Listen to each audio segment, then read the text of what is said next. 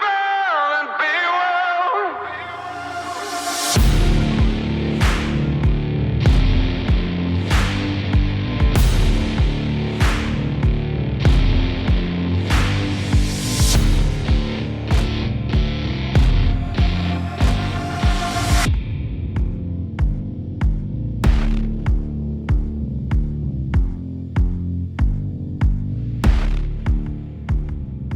Christa Rymal is the founder, co-owner, and CEO of The Point Retreats and Rentals.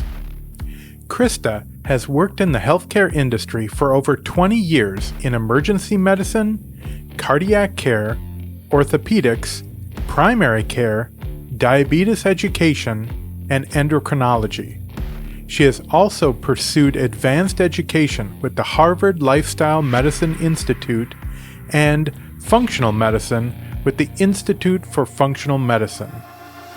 Christa invites you to come to The Point to immerse yourself in an integrative wellness experience that reconnects you with your inner purpose and passions while learning and living a lifestyle that improves your health span.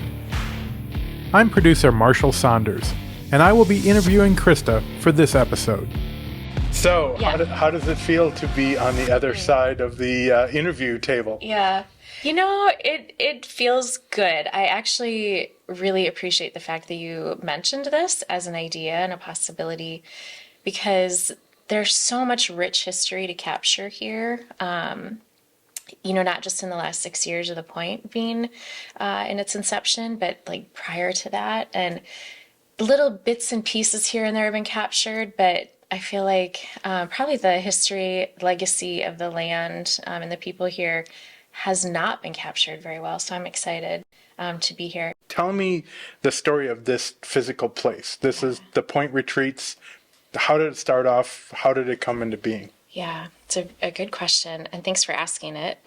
So right outside the room here where we're sitting today, Marshall, there's the stone sitting there that has the numbers 1914 carved in it.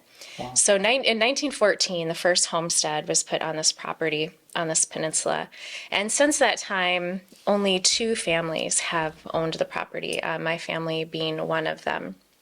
And my parents took us up here as kids and invited, in particular, my dad's side of the family up here for many summer vacations at a resort on this chain of lakes, but a couple lakes over. And as they could see how much joy and laughter and fun we had as a immediate family and our extended family, my dad was like, "Oh, I want to have this all the time. I want to have this more than just this 1 week during the summer." And so my parents started to look for property up here and stumbled upon this beautiful piece of land. It did not look like this when they purchased it. There were little tiny cabins in each spot that you now see cabins. But when they purchased it, they kind of had a vision that in time they would build something different when they could. And then in 1997, they started making those plans come to fruition. And they found a really talented local log home builder and craftsman, I would say, named Larry Schultz, who owned a resort just down the road from here. He and his brother Ron became fast friends of my parents, and they designed all of these cabins. Within that, there are so many local artists and hands in every place and space that you see. My parents really both grew up in small towns in Minnesota, and they really value the small towns that we have and the people who bring a lot of life and a lot of talent and a lot of beauty within their trades in different areas of Minnesota. And so they worked with as many local artists as they could, designers, craftsmen, and in 1999, they completed the cabin that we're sitting in, which is now a full log cabin. And then what they did is they took the cabin that was sitting here and they moved it over to that middle cabin that you can see kind of just out this window facing Bertha Lake.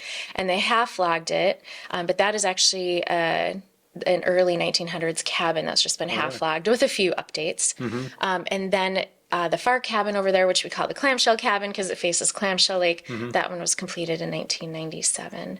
And then we have a little tiny boathouse down just to you're right there on the lake, and that was half logged also, but the actual structure is a very early 1900 boathouse structure, which now wouldn't even be allowed to be built because it's like right there on the edge of the water. Yeah, right. yeah. And then there's this peninsula kind of going out just behind you, and hence how the name The Point came to be. So how did this become The Point Retreats? So that's another journey. I guess I want to say it was probably about 10 years ago. My dad became quite ill and had a lot of health problems. And at the time, I had 3 young children. My husband's working, I'm working. I was going to school and trying to manage helping my parents as much as I could, and my sisters helping my parents as much as they could, with also working.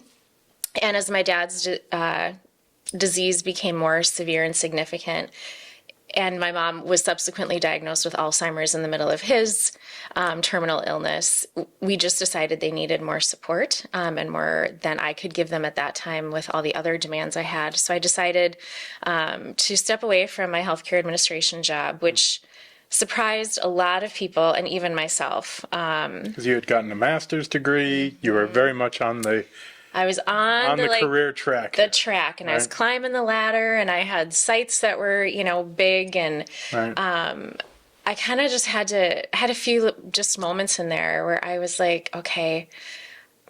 Ironically, I had a lot of time with my dad when I was a young girl, relatively speaking. I don't take that for granted, but given my dad's career, I didn't have a lot of time with him.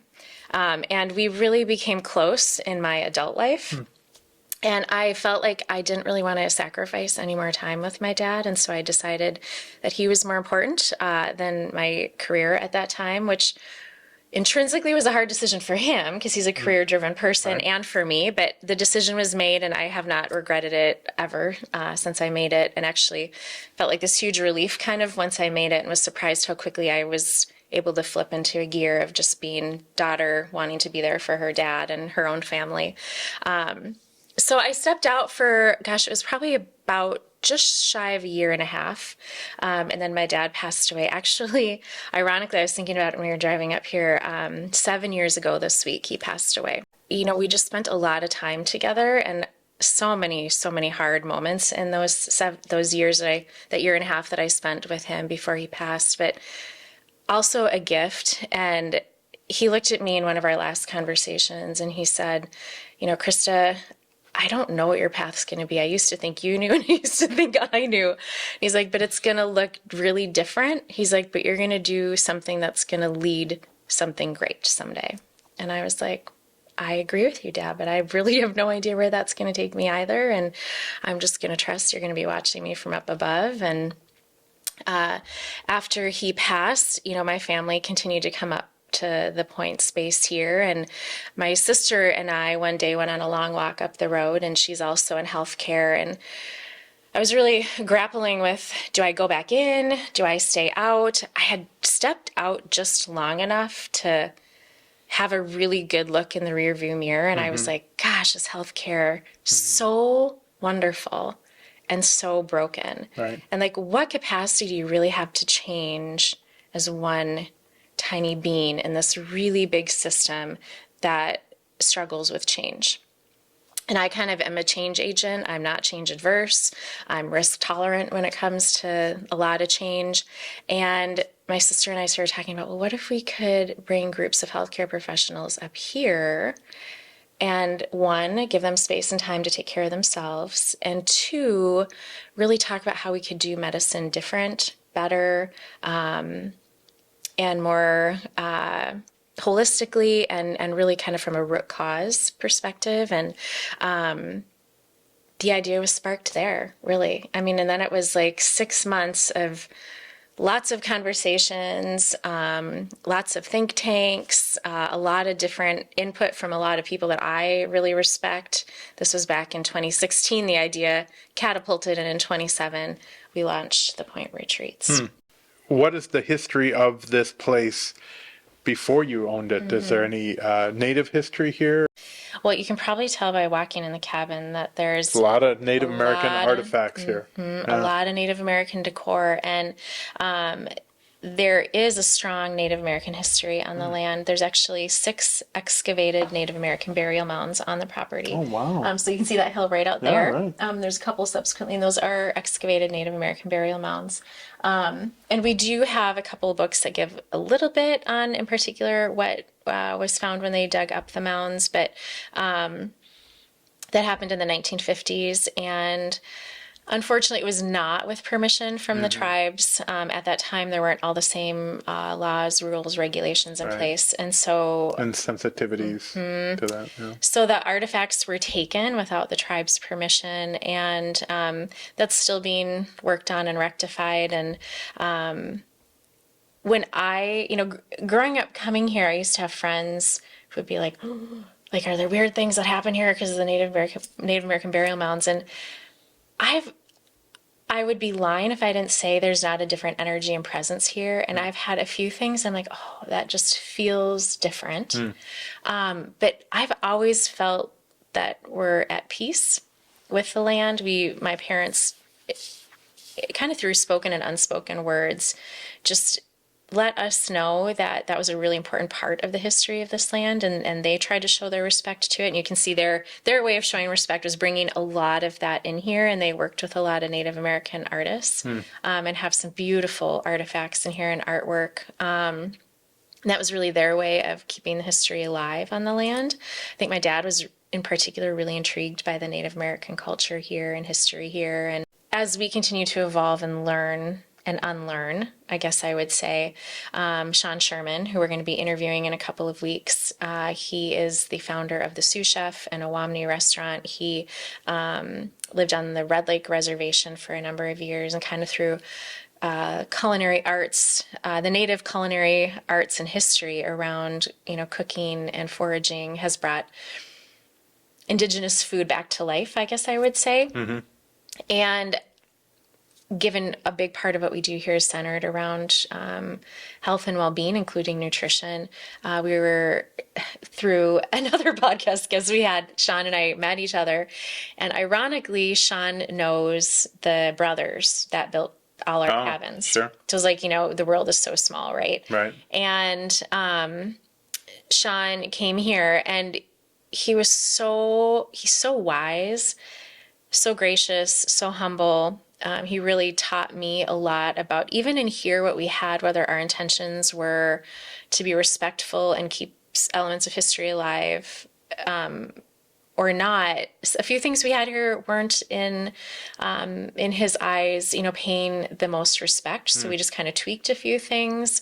And then he asked if I would do land recognition on the mounds when he was here. And initially I was like, oh, me do that? And I was taken aback. So I'm like, I've never been to one. I don't even know how that would unfold. I don't know what that means.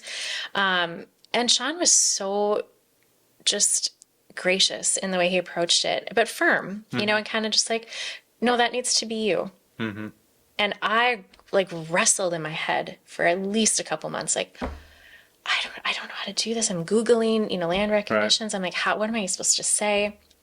And as the process evolved and my writing started to unfold, and Sean also asked me to read this book called An Indigenous People's History of the United States, which was all unlearning what I had learned, right? Like hard, like painful. And I was like, oh, it didn't, it's hard to go, I still have to have a lot of humility myself in it, even though it might not have been at my hands that the mounds were excavated or any, wrongs were done on this land. Like, I am a landowner, so it's still my responsibility to take part in making more peace and more right here than wrong.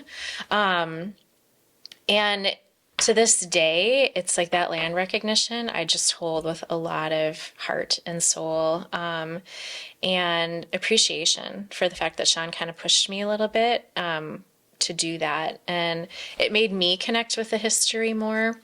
There's only 100 Native American burial mounds in the state of Minnesota. A lot of them have eroded, and we've had a few that have eroded even here. But I feel like I have some due diligence to keep that part of the history here alive and be very mindful of it and respectful of it. And I did have a few members from the Mille Lacs Band of Ojibwe also come out, and we did a burial mound management plan. And so there were a few things we just tweaked on the property that, again, you just go in with your own lens of what you know, right? And I had to open my eyes to a much bigger lens and be like, I'm like, yes, that makes perfect sense. I'm sorry I didn't see that before, and we'll fix that. It's been really beautiful. I mean, I love the Native American history, but I am really committed to keeping it alive here as best as we can for as long as we can, and hoping that will follow for, it's already been here thousands of years, right? So I hope that continues, because I think it adds a lot of beauty here, and everybody has different energetic fields and intuitions, or have tapped into them. And I do feel like it brings a different energy to this space. But I'm very mindful. I did have someone who had Native American ancestors give them messages to relay to me here. And the message was, make sure that you don't ever leave or come without saying that you're, saying some kind of form of thank you to the land. I was like, oh, you know what? Here's like, can be driven, achieving, going. We get here, we get busy. And ever since then, I've done my best to do that when I arrive and or when I leave. Anyone can come and, obviously rent out the point for their retreat, whatever their retreat might be. What is your mission with the retreats that you have? What's your goal? Very good question. And gosh, we've asked that. I can't even count how many times anymore, because it's morphed and it's changed. And of course, December of 2019 was a really interesting time to start a partnership that was surrounded around gathering Healthcare. Communities of people, especially in healthcare, full time, Right. to get, in close proximity. Why, what happened? And then March 2020 happened. It was like, oh crap. Like, I have no idea what's going to happen now. But for me, it really started with trying to have a stronger voice in healthcare for looking at medicine and health with a different angle and lens. And instead of being so siloed and so reactive, trying to look at providing healthcare that was really proactive and comprehensive, like whole being care, right? So I would always get stuck in this space of like, why is it, this for that and that for that and that for that, and you go here for this and there for that, and no one talks to each other in the middle of all that, and the patient's kind of lost in the process. And we go, what would happen if we brought together a group of practitioners and clinicians from all different kinds of disciplines and all different kinds of specialties, and we worked together and we tried to look at how we could do health better for people collaboratively. And so the very first retreat I had was actually I'd say 35 plus healthcare professionals, from personal trainers to acupuncturists to primary care docs to endocrinologists to naturopaths to psychologists to homeopathic clinicians. So we had this really diverse group of people, and everyone was kind of sitting in the room looking at each other like, this is very abnormal. And I just tried to normalize the fact that everybody is kind of seeking different outlets for health. And if we don't start better understanding what everyone is doing, we aren't going to be able to do our best for the person we're all trying to treat. And it was one of the most memorable retreats I've had. We've had, so many beautiful things unfolded. A few tough moments unfolded where people didn't see things the same. But there was a lot of misunderstandings that soon became understood, and a lot more partnerships that were developed, which was a big part of my initial intent in developing the Point Retreats. So your dad, he wrote a book called To Win, Play Boldly. And obviously we wouldn't be up here if it wasn't for your dad's legacy of buying the property, renovating it, passing it down. It's an interesting book. You can kind of tell his personality. He doesn't use a lot of words, right? And he lost his arm as a young man, 15 years old. And, though he goes into a lot of the facts of the recovery and so on, I think in 5 sentences, he was like, boy, this was really hard and this was really depressing, but I got better. Right. And then it was, Period. yeah, boom. Right. Okay. Like, I mean, I think you could have written an entire book about the emotional drain of that incredible situation and how it totally changed your life. And he's like, Yes. well, I had to figure out what I was going to do. So, you know, Yep. and then he's on, right? Yep. Was that kind of his personality? Yes. You know, it was interesting when I took that time to be more present to help care for my dad in his final years. We wrote his memoir together along with a man named Jeff, who was kind of the ghostwriter. And did the introduction. Yeah, and he did the introduction. Yeah, he actually worked at American Express, Ameriprise, with my dad, and had written for the company. So that's kind of how we connected with Jeff and said, hey, you know, do you want to do this memoir? It had always been on my dad's bucket list. But there were some challenges because his health kept doing this. So we had to like pause and then start and pause and start. But I read it now, and I love that you can even feel him in it. And sometimes while we were trying to write that, because I have a lot of my dad in me, but I have a lot more words that I tend to use and more emotions. He was very logical, very black and white. Had certain looks that you were like, I know what you're saying, but he didn't use a lot of words. And so I kept trying to get him to elaborate, and it just wasn't in his wheelhouse. He's like, no, that's it. I'm like, but Dad, that's like you lost your arm. Right. I'm like, I'm pretty sure Let's there's talk more more about this. I think we covered it. I think we covered it. But, you know, to that topic, you know, for my dad too, he was always an optimist. He didn't let himself stay stuck in hardship for long, or negative thinking patterns for long.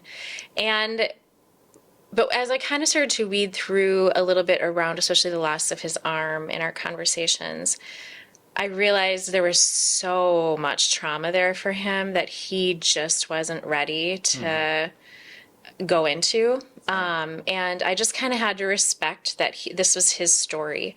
Writing a memoir with someone is an interesting process because there were at least a handful of things, I should say, in the book that I was like, oh, that's so not how I remember that. But I had to go, you know, this isn't my story. This is his story. Right. And I had to just kind of let it be his voice. And I actually love that now, even though my dad could fill a book that's like 10 times that size with all of the things he did, learned, saw, experienced. But to your point, that's so him. Right. So I love that it's him. And he really wanted it to be something that would be an heirloom for his kids and his grandkids and great-grandkids. And so I'm assuming if that's going to keep coming out, they're going to be like, well, why didn't he say a lot more about his arm? Right. And he mentioned several times, you know, I worked a lot. Yeah. You know, and what do you say, 60, 80 hours a week. And every night, though dinner was a staple, or at least when he was in town. But, you know, that, you know, he always brought home a ton of work. And, you know, once dinner was done, it was working all night. And I think I sensed a bit of regret that, though he didn't regret his corporate life, you know, because he was so successful, and I think he was really, really proud of what they did. Right. You know, he regretted that might have missed out a bit on family. It is interesting. And I kind of, you know, even watched my business partner from afar, you know, Chuck now, and it's so... This is Chuck Runyon, yeah, my business partner here. And, you know, the difference in having a dad CEO that I grew up with and how I see him doing things, some similarities, some differences, but I don't know if it was my dad, the era, you know, the company he ran, but my dad was a super driven person. And a lot of that, I think, was probably always in him, but erupted with the loss of his arm. His like mindset to overcome was incredible. The things I saw him do, I just didn't know any different. I grew up with a dad with one arm. I would notice other people noticing him. I would notice he'd be in the paper, you know, and they'd be like, oh, one-armed CEO or one-armed golfer or whatever. But for me, he was just my dad. But I knew something big had happened to him, and he really didn't speak about it much. Really was not in his wheelhouse. Even to the day he died, there's really only like one thing that he struggled to do.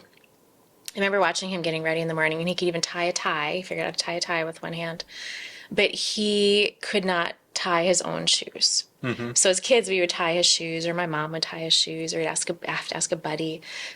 Other than that, I can't think of anything he didn't figure out how to do with one arm, which was pretty remarkable. So you talked about, how much you changed your life. Yeah. You were on the kind of the same track. Yeah. I'm going to become an executive. I'm going to become of a really difficult area. Being a hospital administrator and healthcare administrator, where the margins are so thin, and I mean, you really just, it's all consuming. Yeah. So when you decided to, quote unquote, give that all up or change directions, were you at all informed by, my dad kind of worked a lot, and maybe we all don't have to take that same track and still be okay? Right. Yeah, I mean, you don't, the reality is, people see, they will look at CEO lifestyles and go, oh, everything is perfect because they have that that level job, that income, that lifestyle. And when you live through it, however, don't get me wrong, like my dad had so many incredible opportunities and people in his life because of what he did. But he made a lot of sacrifices, and he was pretty honest about them in his second half of life because he just wasn't able to be there for us a lot. And I think in his mind, he knew our mom was such a wonderful human. That he's like, well, they've got Shirley. They're okay. And he did his study things that were consistent. But he and I, a few years into his retirement, when I was going back and getting my master's, he's like, well, Christa, he's like, I think you're going to struggle if you're going to try and be CEO of a hospital or healthcare system someday, because you really want to be present with your kids. Also, he's like, I see both sides of you. You have a leadership drive, but you really want to be available and present with your family and your kids. And I kind of pushed back at the time. I was like, oh, that's so annoying. Like, you can do both. I can have it all. I can have it all. I can do it all. And there are a lot of people that have done it in a maybe a more balanced way than, say, my dad did in the 80s and 90s. But the truth of the matter is, if you're going to run a Fortune 500 company, you're definitely making sacrifices. And you just are. And it doesn't mean there aren't still many great things and many great moments and a great, life. And my dad, I have to say, to his credit in that, though, for as much as he worked, and he would say this to us, he would be like, hey, you know what? Most CEOs get divorced. Most CEOs, their kids, kids don't talk to them, on drugs, didn't finish school. Like, everybody wants to paint a certain picture, but it's not all like roses and champagne and wonderful. And he was really proud of the fact that although we had plenty of family stuff and ups and downs, here, like, we got to see him. Right. So he didn't have to be anything but just the person that we really loved most, right? Just Dave, brother, son, dad, grandpa. And he was an incredible human, like, incredible. Probably he will always be the best person that I know. Doesn't mean perfect, but he was the best. Sure. And he would laugh like a 10-year-old kid, and he would tell terrible jokes with his brothers, and he would, swear on the golf course. And we're like, that's the guy. Like, that's the guy we really like. And, but we knew he was called to do something big, and he did it well. But I have had a lot of self-talk, just in watching him. And of course, what I'm doing here is not even remotely on any scale of where he was. They're not in the same plane. But I have to keep my drive in check a little bit, because I could fall into a pattern of what was modeled for me is work. You don't need to sleep. You don't really need to eat that much. You don't need to work out. You work. You go. You are driven. You go. You achieve. And my sisters and I have all had to kind of grapple with that a little bit in our careers and lives. And I think we've all made conscious decisions to keep that part of ourselves in check, sometimes better than others. But I don't want my time here with my kids to just be at the end of my time. We'll return to Rebel and Be Well in just a moment, but first, a few words about our sponsors. I want to say a special thank you to everyone at Self-Esteem Brands. We are grateful for the recording space and support you have provided to our podcast platform and team. You can find more information about Self-Esteem Brands in the show notes. We appreciate and savor every sip of Dry Farm wines during our podcast conversations and every event at the Point Retreats. To find out more about Dry Farm wines, find their link in our show notes. Thank you, Paddle North, for being our preferred Minnesota-based brand and company. We honor every memorable paddle. To find out more information about Paddle North, find their link in our show notes. The Point Retreats and Rentals is situated roughly 30 minutes outside Brainerd, Minnesota. The property's private peninsula boasts over 1,500 feet of stunning shoreline spanning 3 lakes on the pristine Whitefish chain of lakes. Whether you need time to renew, reset, or reconnect, we have a space that can host your family, group, or team. Click on the show notes to find out more about the Point Retreats and the Point Rentals.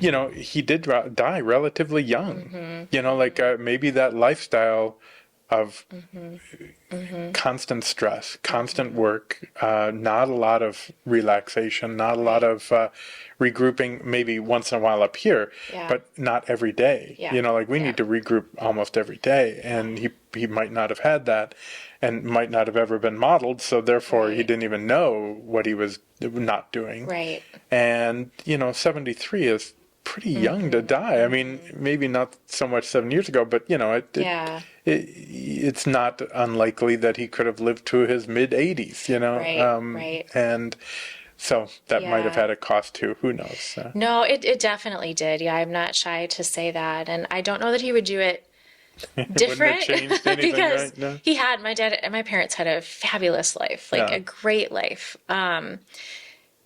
And I don't know that he would have traded any of those long moments, days per se, that he spent, you know, working on planes in New York. I mean, he had a place in New York that he spent, you know, half his time there. But it took a toll, especially the last, I'd say, 15 years of his career when he was CFO and then CEO. He was, you know, and it's different. Like, there weren't mobile phones and there weren't, you know, email was just kind of a thing. Had to be there. There wasn't Zoom. I mean, everything was in person. So he's flying everywhere around the world, as is everybody else, just meeting. And he definitely had some unfortunate turns in his health that were out of his control, you know, as things with health go, right?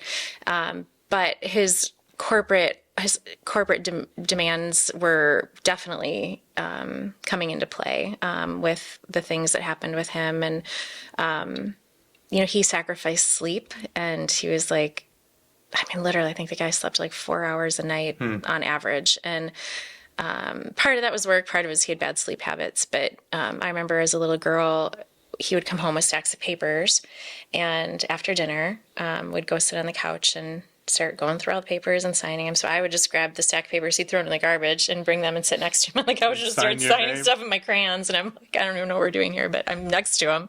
So that was my modeling, but it was very sweet, you know, and he just kind of got a chuckle out of it.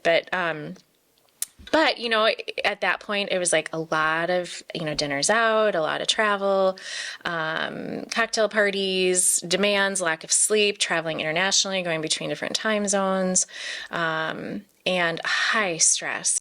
For a man of not a lot of words, he loved the people in the company. Like, my parents' golden years were for sure their years in American Express and American Express Financial Advisors.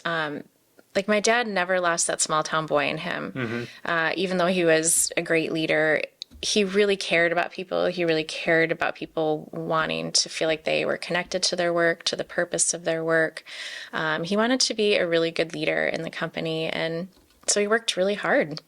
My dad was brought up in by my grandparents, who were phenomenal people, but they were in that kind of Calvin. Those who know, John Calvin, that religion. He went to Calvin Christian College. Reformed, Calvin College, Calvin Elementary School, Calvin Christian School. But so my dad he was very religious. They had a lot of religion in their life. And in a little teeny tiny town of Pease, Minnesota, which, don't blink, you'll pass it and miss it. Church was a huge part of their community and their life. And, I think it served a huge purpose in my dad's life, getting through some of the tough things that he did. And he definitely wanted to incorporate that into his family life. And he was a a strong, I would say, servant leader. And I think a lot of that came from his faith.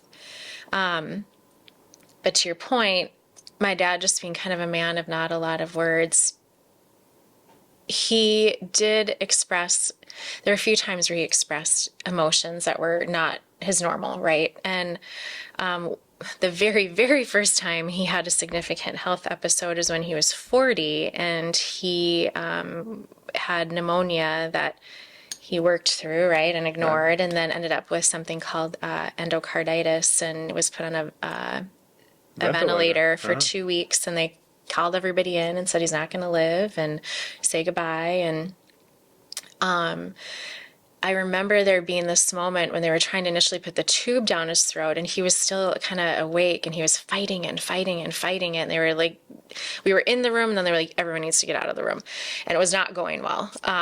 And then all of a sudden it was just like he just settled down in the bed, and they got the tube down his throat, and he was intubated, and they were ventilating him. And I was like, just everything in that moment felt weird, like just strange. And I just assumed they'd given him a ton of medication and knocked him out. And as he came to being awake again a few weeks later, he told us that in that moment that we, heard and kind of saw unfolding, that he had an out-of-body experience, and he went to heaven, and he saw heaven, and he saw God. And he said it was, he couldn't even find words to describe it, nor, I'm sure he had more in his head, and unfortunately that he is a man of few words, he didn't say a lot of them, but he just said all of a sudden he had no fear of dying, zero fear of dying. And that's what he could say to us. And he's like, and I just let go. And I'm like, if I meant to go here, I'm fine. And if I meant to go back there, I'm fine. And he went back down here. His work wasn't done. And you'll read in his book multiple times, he said, God has a reason, and God has a purpose, and God had a plan. And my dad was a very strong steward of that in his life. And he didn't wear it on his sleeve. Like, I don't think he walked in the board meeting and, outwardly was like, I'm a man of faith, or let's start with prayer, or anything like that. But I knew it impacted his life tremendously from being a young boy on.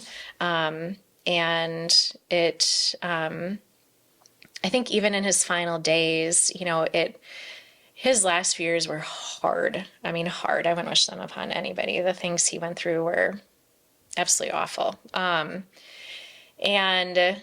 I don't know that he would have gotten through those if he didn't have the faith that he had, to be quite frank.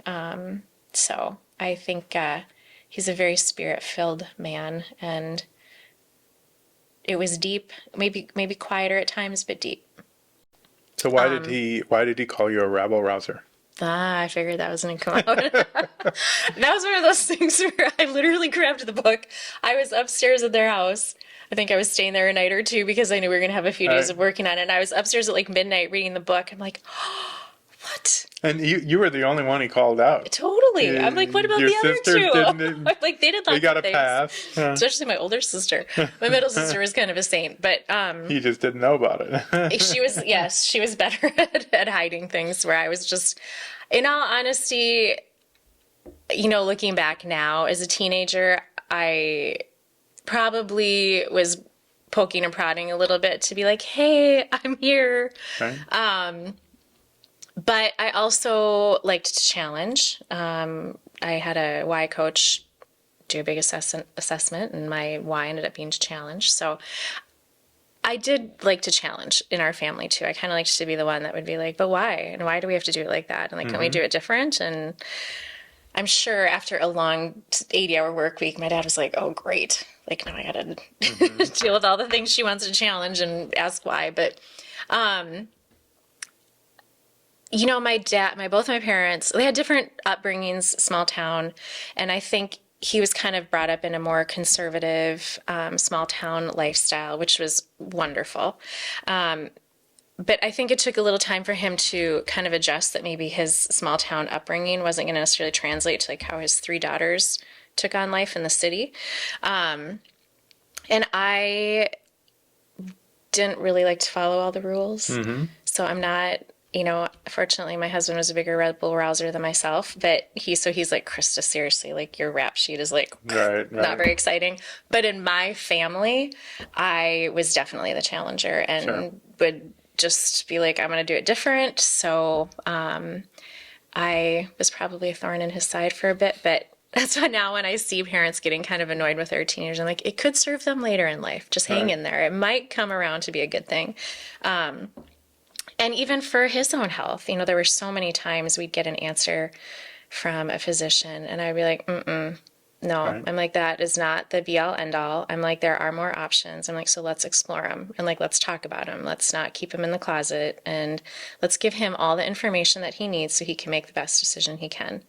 And I had one, I'll never forget this, a cardiologist come in his room before he was going to go and have a portion of his lung removed, and it was a big surgery, and kind of earlier on in his many health trials and tribulations. And I said, I can see the rhythm he's on the telemetry machine. I'm like, he's not going into surgery in that rhythm unless the cardiologist clears him. I said, he's not going.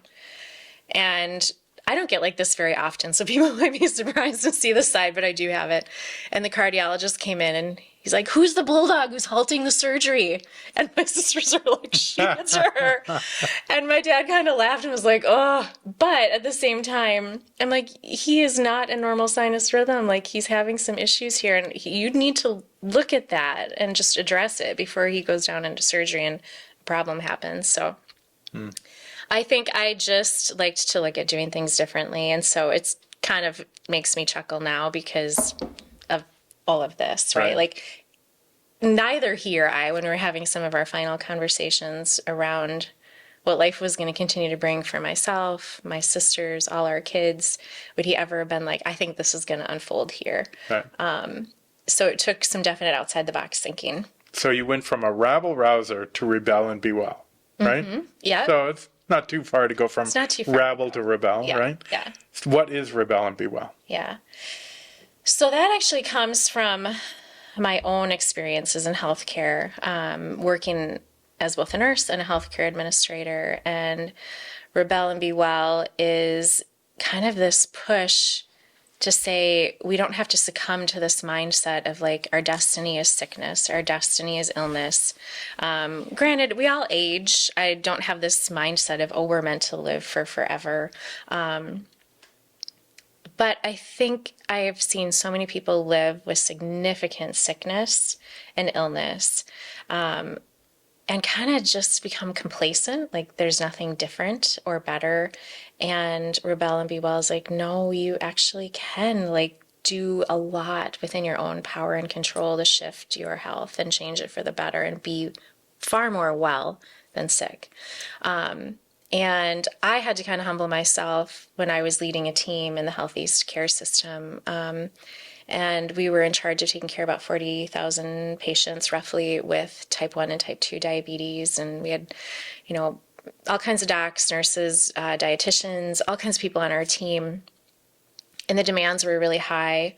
And I had a patient asked to speak to me specifically. She wouldn't settle for any other remedies people were trying to give her. She's like, I want to speak to the person who's leading the team.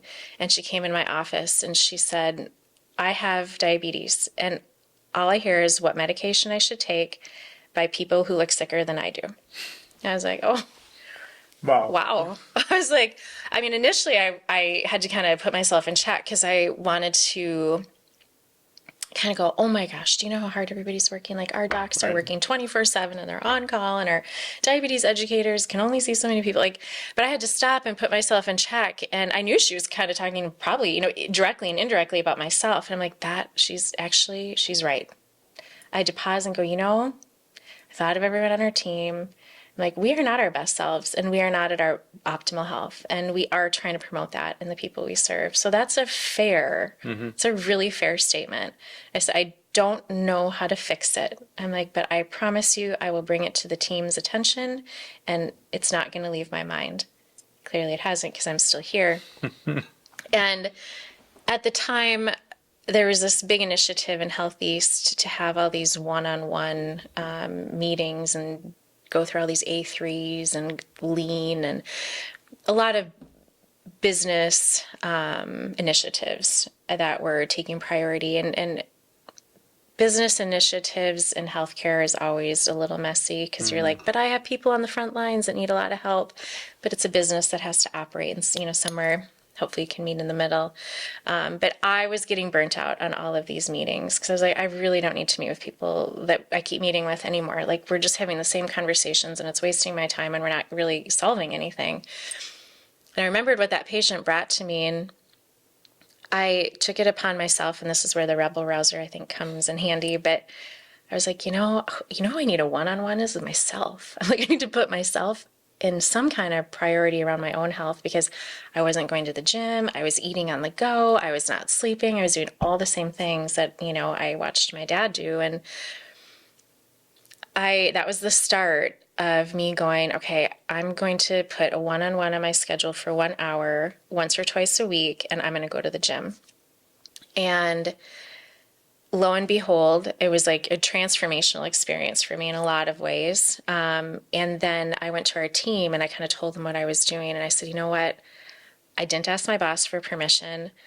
I don't know what the company would think of this, but I feel so different. I'm showing up different. They could see that. And I said, I really want you to adopt this same practice. So I asked the entire team of probably 40, 50 people to do the same. And boy, did I get pushed back. The docs were like, we can't see our patients as is. We don't have time to do this. Everybody don't have time, don't have resources, too many patients, too many things. I'm like, okay, then you're going to end up burning yourself out, just like I was and am. And I'm like, and then we're just enabling the cycle that we don't want our patients to do. Like, how can we tell our patients to work out, eat better, time their medication, right, blah, blah, blah, when we can't do it ourselves? Right. So I challenged us to do it for 6 months. And at the end of those 6 months, I was called into my boss's office. And I was like, oh. And she said, Christa, something's happening in your team. And she said, and I don't know what it is, but there's something going on. She's like, what is it? I was like, oh, okay. I'm like, well, okay, here's the scoop. Kind of told her the whole story. And I said, I'm totally asking for forgiveness. I didn't ask for permission. I don't know if I need permission or forgiveness, but I guess I'm asking for both because people are changed. Like, they're showing up with so much more capacity. Their cups are so much more full and they feel cared for. And that's what we're about. We're in the business of caring for people, so I can't neglect my own team. And she just kind of looked at me. She's like, well, it's probably good you didn't ask for permission because I definitely would have said no. And she's like, but I'm going to do more than, grant forgiveness. She's like, keep doing it. She's like, your team is the happiest, healthiest team that I see in this whole operation at the moment. And I know your demands are no less than everybody else's. It's just that they do feel all those things that you intended. Their endorphins are going, they were, their health was improving, they had more energy, they were sleeping better. Whatever they decided to do in that hour was theirs that week, but with an accountability partner, they stuck to it and it was noticed. So that kind of inspired this Rebel to Be Well inception. So why did you become a nurse in the first place, and why are you so loyal to that profession? That's a good question.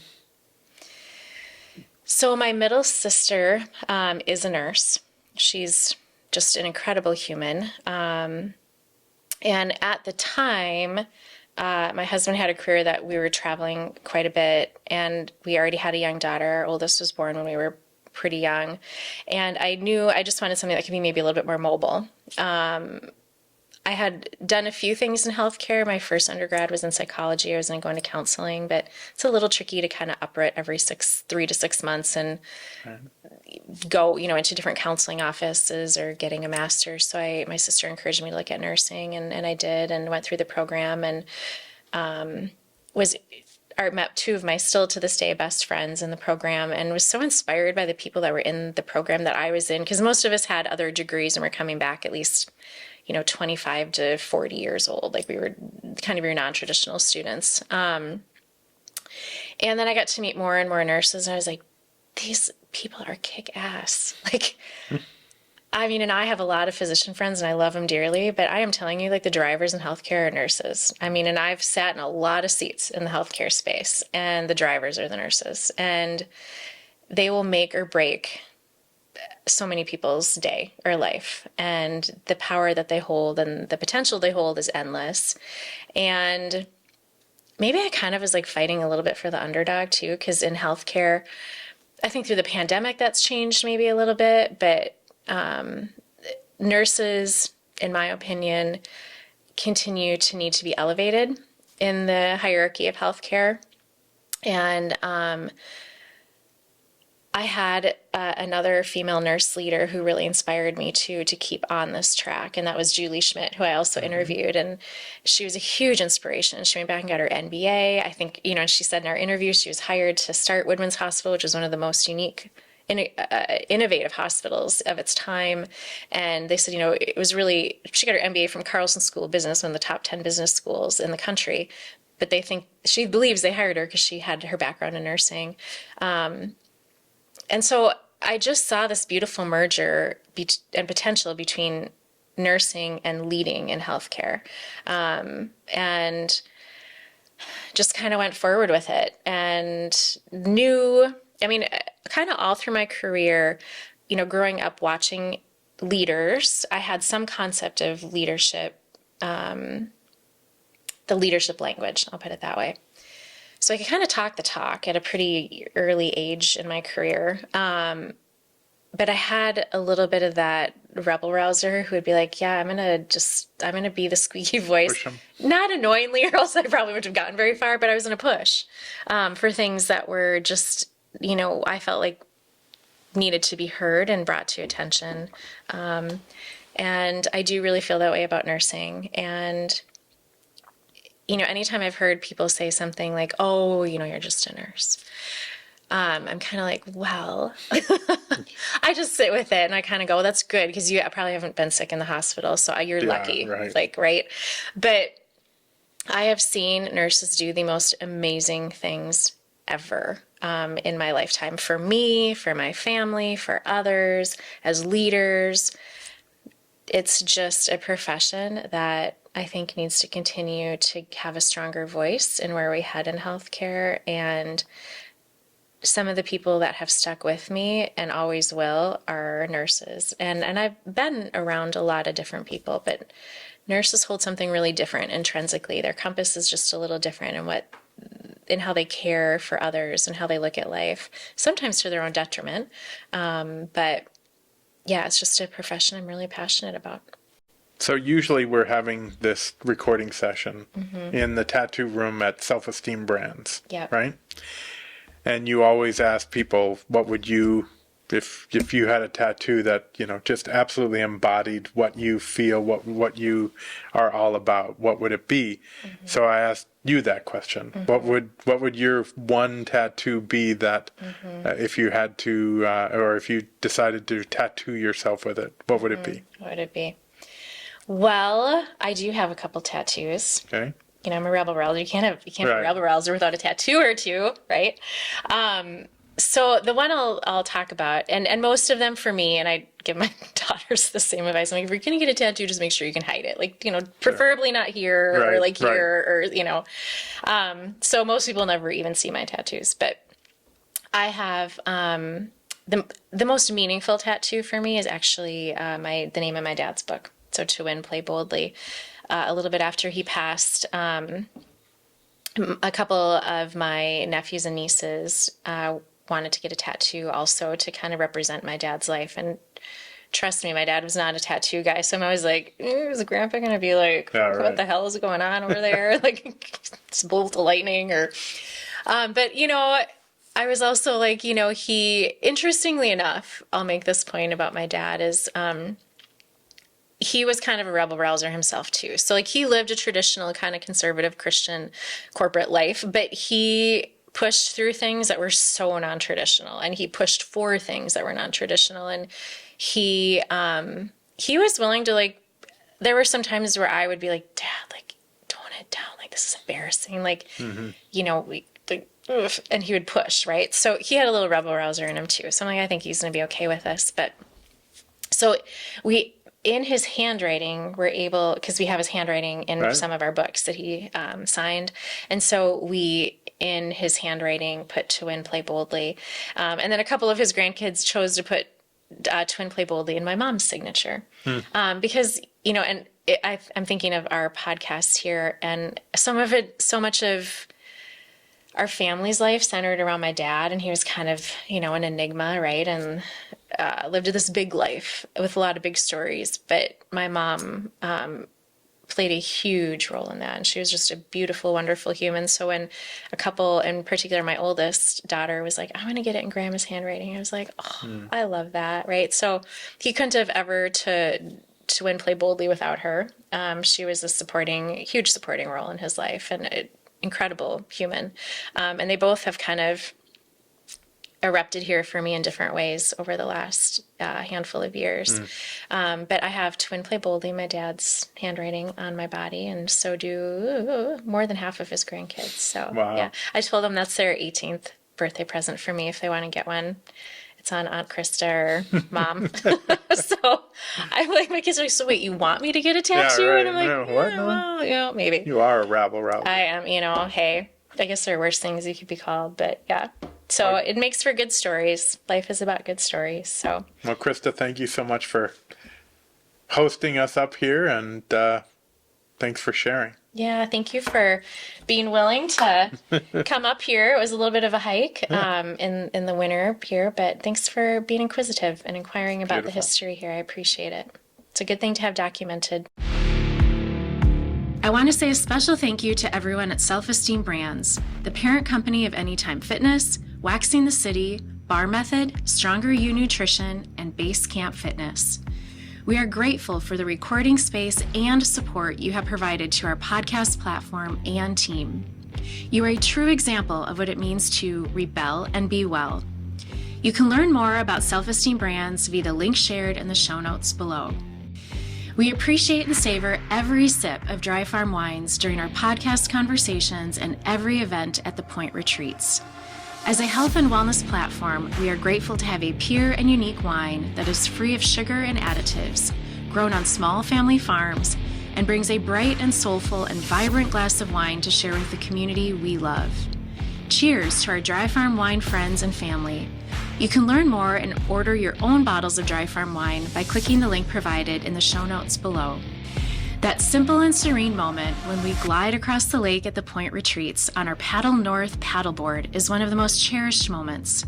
It's a gift when we and our guests blend into nature and lose track of time and space as we soar across the pristine Whitefish chain of lakes. Thank you, Paddle North, for being our preferred Minnesota-based brand and company.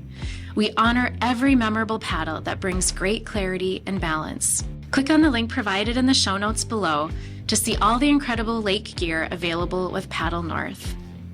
The Point Retreats and Rentals is situated roughly 30 minutes outside Brainerd, Minnesota.